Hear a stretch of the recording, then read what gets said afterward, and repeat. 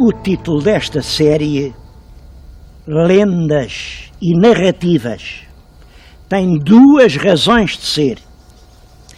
A primeira é uma homenagem que eu pretendo prestar a alguém que foi um dos mais poderosos modeladores da consciência cultural portuguesa, o grande Alexandre Herculano. Todos sabem, Lendas e Narrativas é um título escolhido por ele para uma obra que, aliás, foi célebre durante mais de 100 anos. As lendas e narrativas andaram nas mãos de toda a gente. Quando eu fiz o liceu, ainda era obrigatório ler um bocado das lendas e narrativas. Eu vou até recordar exatamente as páginas por onde o nosso professor nos obrigava a começar. Hoje podem surpreender um pouco. Diziam assim: vós, os que não credes em bruxas, nem em almas penadas, nem em tropelias de Satanás, assentai-vos aqui ao lar, bem juntos ao pé de mim, e contar-vos-ei a história de Dom Diogo Lopes Daro, senhor de Biscaia. E não me digam no fim, não pode ser, pois eu sei cá inventar coisas dessas. Se a conto, é porque ali num livro muito velho, quase tão velho como o nosso Portugal. E o autor do livro velho leu a algures ou ouviu-a contar, que é o mesmo, a algum jogral em seus cantares. É uma tradição veneranda, e quem descrê das tradições, lá irá para onde o paga. Silêncio profundíssimo, porque vamos começar. Essa é a primeira razão, uma homenagem a Herculano, o autor das lendas e narrativas. A segunda razão é que também o nosso programa vai ser de lendas e narrativas. Por esse país há imensas coisas à espera de que vão contá-las. Umas são lendas, situam-se naquela zona de dúvida e de penumbra que fica entre a verdade e a fantasia. Outras são factos históricos, memórias esquecidas. Lendas, narrativas, e a todas as contaremos. Na próxima semana, peço-lhes que venham comigo ao Crato. Vamos lá contar uma história de amores esquecidos, que todavia eu também li, como Herculano, lia num papel antiquíssimo, numa memória quinhentista que nunca mais ninguém recordou.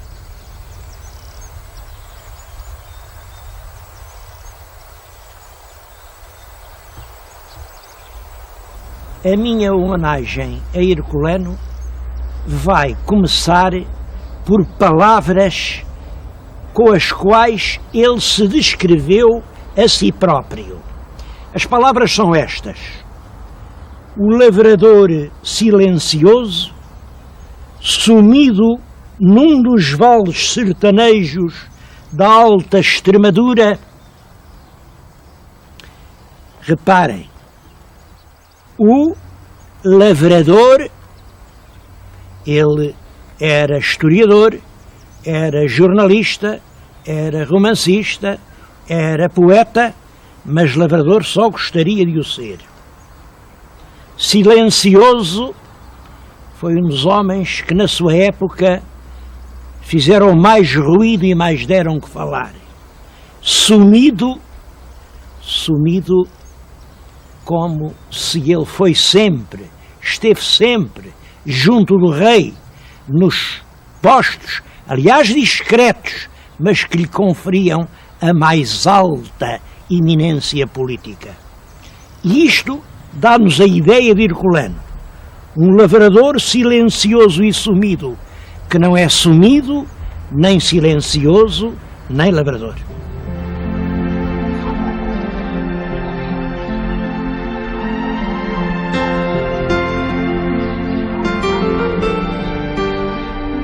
Herculano toda a vida teve um sonho: dedicar-se inteiramente à terra, ser lavrador, dirigir ele próprio uma grande exploração agrícola. Em 1859 comprou, num leilão judicial, esta quinta de Valdelobos, em que lhe estou a falar. Fica aqui muito próximo de Santarém. Comprou em 59 e mais tarde, em 67, passou a viver aqui permanentemente. Ele passou aqui os 10 últimos anos de vida e aqui escreveu ainda uma parte importante da obra. Mas o que é importante em Valdelobos é que ele aqui pôs em prática as suas ideias. Ele entendia que o nosso futuro, o futuro de Portugal, está na agricultura, mas tem que ser uma agricultura de qualidade, uma agricultura renovada. Por exemplo, o azeite. O azeite que se fazia por aí era um azeite em lagares medievais. Ele instalou o seu próprio lagar. Isto que estão a ver, eu penso isto é que é um verdadeiro monumento nacional. É o lagar mandado vir por Alexandre Herculano da Itália. Ele aqui espremia as suas oliveiras, a azeitona das suas oliveiras, e obtinha um azeite tão puro que os próprios médicos do rei consorte, do rei Dom Fernando, nas receitas receitavam que na alimentação se usasse azeite herculano. O comerciante que então vendia o azeite herculano ainda hoje conserva com orgulho essa receita médica. O azeite que se continua a fazer aqui é o mesmo. Eu perguntei aos proprietários da quinta, que são ainda os herdeiros diretos das pessoas que receberam por testamento a quinta de Herculano.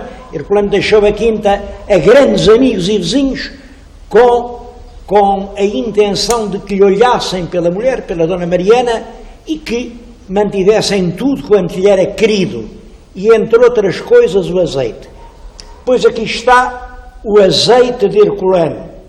Eu perguntei aos donos da quinta porque é que vocês não põem um rótulo, não põem isto no mercado. Este é que é o azeite da quinta do Herculano. Como lembro-me, em pequenina havia umas latas no Jerónimo Martins, azeite de Herculano, era célebre.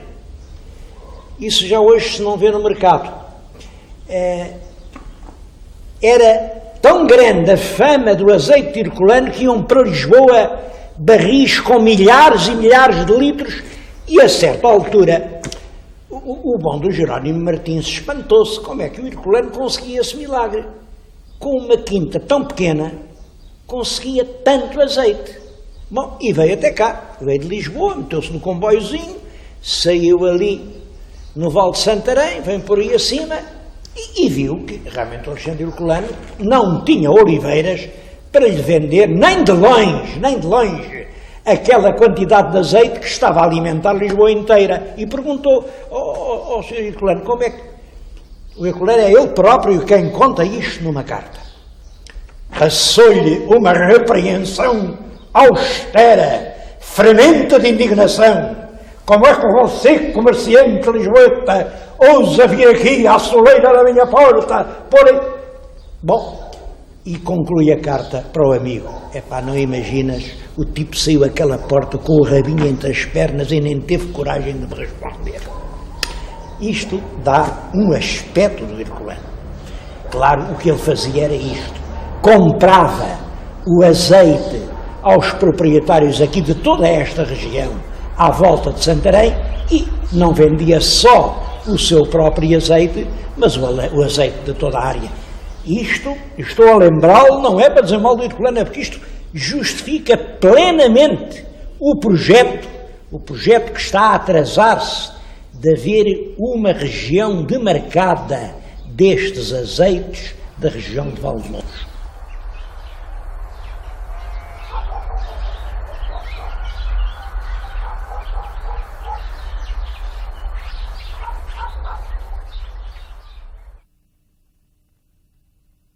Estou a recordar a vida de Herculano aqui no quartinho em que ele morreu. Expirou nesta cama, ele dormia sozinho, aquela porta dava para o quarto da Dona Mariana. Aliás, as relações amorosas de Herculano hão de ser sempre um mistério. Estas eram as pantufas que ele calçava. Era de origem pobre, nasceu num pátio em Lisboa, era neto de um pedreiro e filho de um pobre escriturário da Junta de Juros. Era com o dinheiro do pai que ele lá se ia mantendo, tencionava ir estudar para Coimbra, mas o pai cegou quando ele tinha 17 anos. Ficou entregue a si próprio, estudou por si, sozinho aprendeu o francês, o inglês, o alemão, matriculou-se na aula de comércio. E é nessa altura que acontece em Lisboa a Revolução do 4 de Infantaria, um regimento de Campo de Ourique. É uma revolução exclusivamente militar, um regimento revolta-se contra o governo cruel e até sangrento de Dom Miguel, mas a revolta é jugulada e, nessa noite terrível, muita gente foge. O jovem Herculano vai de envolta com os fugitivos. Também não se sabe porquê. Tem-se estudado até à exaustão a revolta de Campo de Ourique, que era estritamente militar. Não se percebe porque é que Herculano fugiu. De qualquer maneira, foi assim. Ele foi para a Inglaterra. Em Inglaterra vai-se alistar no regimento dos voluntários da Rainha e vem-se bater na guerra civil pela causa constitucional. Quero-lhes dizer que a guerra deixou na obra de Herculano um eco triste. Eu vou-lhes ler um pequeno texto que considero muito expressivo, que é este. No plaino pardacento, junto ao marco tombado, o rota sebe aqui e ali de ossadas insepultas, o alvejar se percebe. É que essa veiga tão festiva outrora, de paz tranquilo império, onde ao carvalho a vida se enlaçava, é agora um cemitério. É curioso quando ele fala na coroa que vem festejar a afronta dos vencedores, não diz que seja uma coroa de louros, é uma coroa de ciprestes. A verdade é que durante a guerra ele bateu-se com valentia, não há dúvida, mas ainda durante a guerra, não sei como, Dom Pedro repara naquele rapazinho pequenino, franzino, novinho, com tanto talento e tira-o da tropa, dispensa-o do serviço militar e nomeia ao ajudante do bibliotecário no Porto. Lá esteve uns anos, até que se dá a Revolução de Setembro. A Revolução de Setembro, para quem não souber, é uma revolução sem grande importância.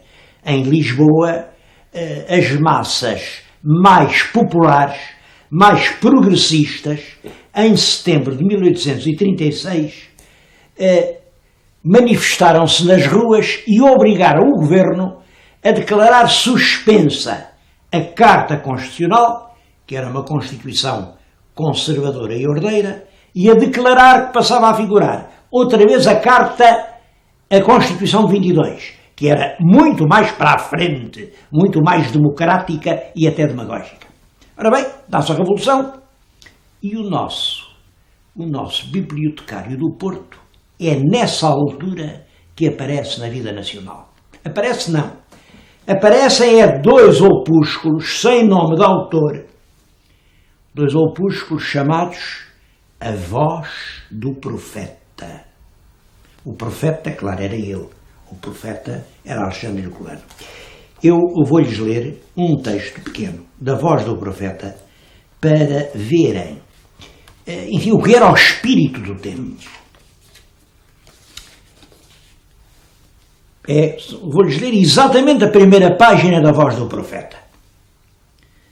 O Espírito de Deus passou pelo meu espírito e disse-me: vai e faz ressoar nos ouvidos das turbas palavras de terror e de verdade.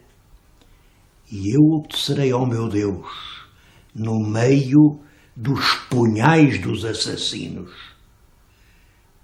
Povo, soará em breve a tua hora extrema. Amplo é o sepulcro de um povo. Dentro, em breve, tu aí calarás para sempre. Encheste o vaso das tuas iniquidades, ele transbordou e a terra ficou poluída. Malditos os nomes daqueles que acenderam o vulcão popular, nomes abomináveis perante o céu e a terra. Portugal foi pesado na balança da eterna justiça, e como o aquilão varre a folha seca do outono, o sopro do Senhor varrerá da face da terra esta raça corrompida e imoral.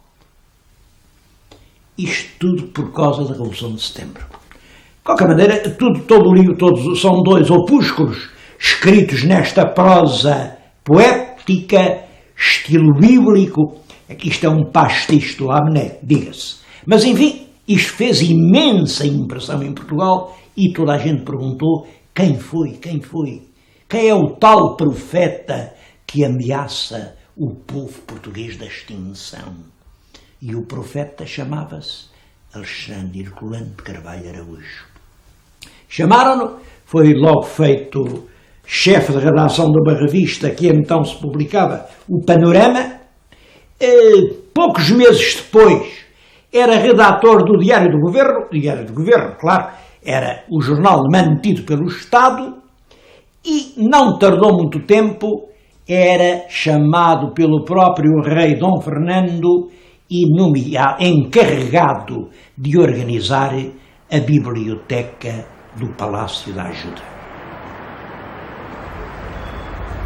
O rei consorte Dom Fernando estabeleceu a Herculano condições ideais de trabalho. Primeiro, realmente uma grande biblioteca.